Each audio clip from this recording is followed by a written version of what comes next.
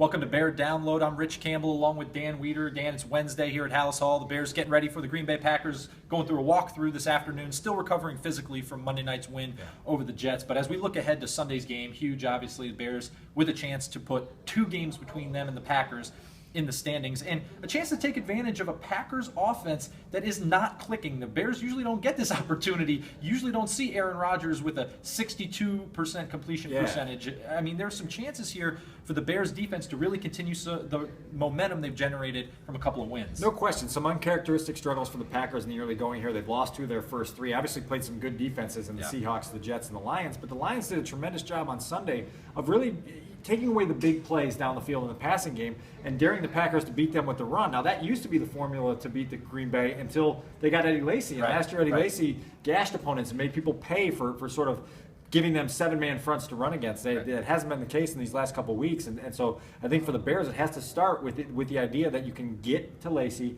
take him away, and then hope that you can have your luck with Aaron Rodgers, which is never easy to do. Right. It's been interesting to hear some of the quotes from Mike McCarthy, Aaron Rodgers, Eddie Lacy up in Green Bay earlier this week. Some questioning of play calling from Mike McCarthy, who is calling the plays there. Eddie Lacy saying that he has to do better. They weren't even able to run against the Lions last week when the Lions were backing 2 safeties off. Now, the Lions have an exceptional defensive line, as Bears fans know, and so the personnel differences might muddle the comparison a little bit, but it just shows you what the Bears have to continue. They have to continue playing stout on the edges, up the middle, disciplined football, and tackling, which they've done pretty well the last couple of games. Yeah, no question. And obviously, they've had some success here in the last couple of weeks, and they have that positive momentum. Now you have to beat Aaron Rodgers, who's always been a challenge. And so it was no surprise here today that there was so much praise for Rodgers being thrown around. And, you know, they really respect this guy's ability to throw on the move and throw with accuracy on the move. And that's what makes him so dangerous. And so if you can't keep him in the pocket and he gets out, he can still put that ball exactly where he wants it. Now, he's got some receivers that he can do that to with Jordy Nelson and Randall Cobb.